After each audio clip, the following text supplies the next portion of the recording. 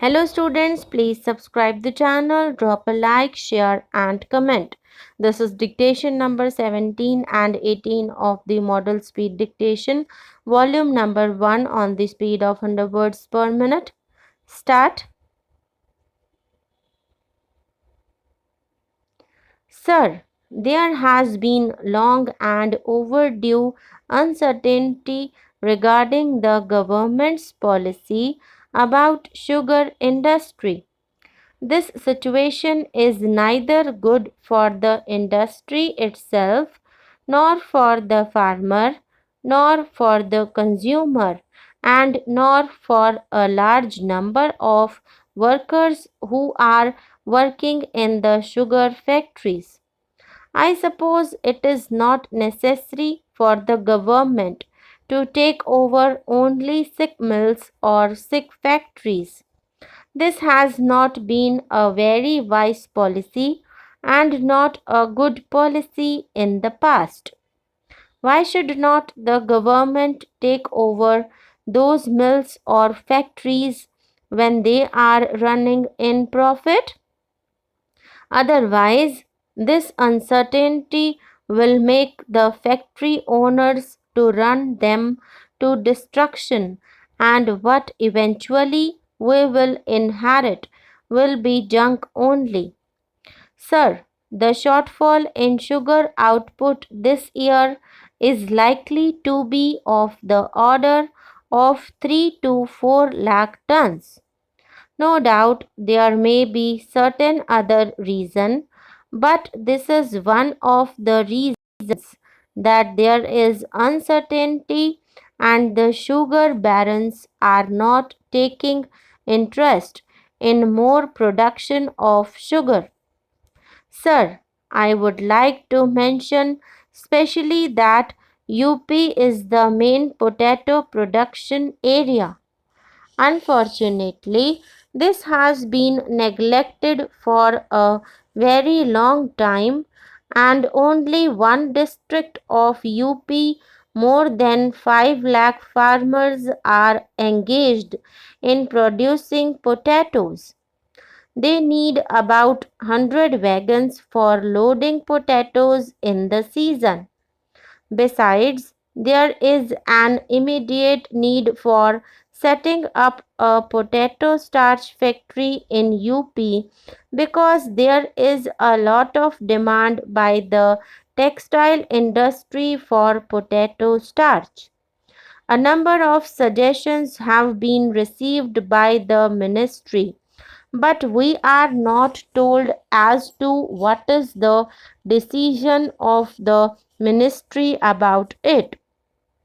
Sir, crop insurance has yet to be introduced even on an experimental basis. This is an essential requirement, and it is hoped that this will not remain a promised land for a long time. Similarly, forests in India occupy an area of about 750 lakh hectares and account for about 42% of the total geographical area. Comparatively, this is rather low percentage.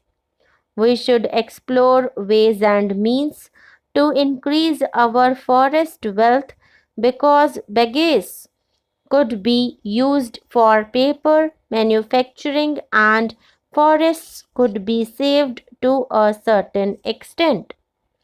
I find in Delhi that if there is shortage of electricity, there are complaints from the members of parliament of Assam and other states.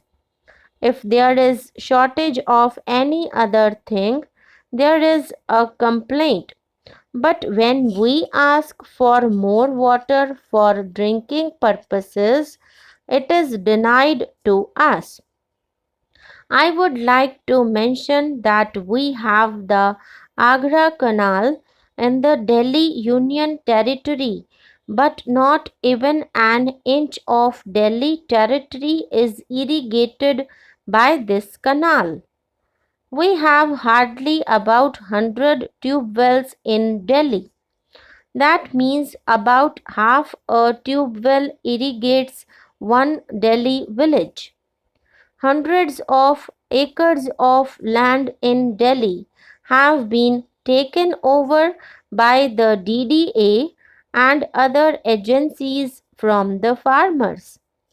Sir, it is true that the Agriculture Ministry is being headed by an experienced minister, and they are doing their level best to improve the agricultural sector, but at the same time, I must definitely say that they have not yet succeeded to bring the agricultural sector to the level of the industrial sector.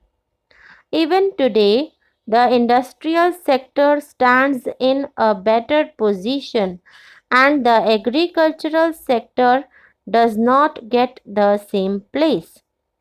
The Honorable Finance Minister, in his budget speech, said that the gap between the credit facilities that are available and the credit that is needed today is very wide.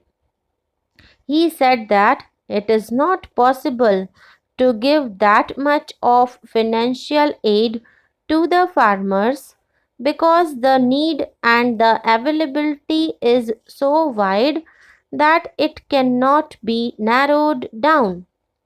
I would appeal to the government to find out resources and find out finances to help the farmers and see that credit facilities are provided to the needy farmers in the country.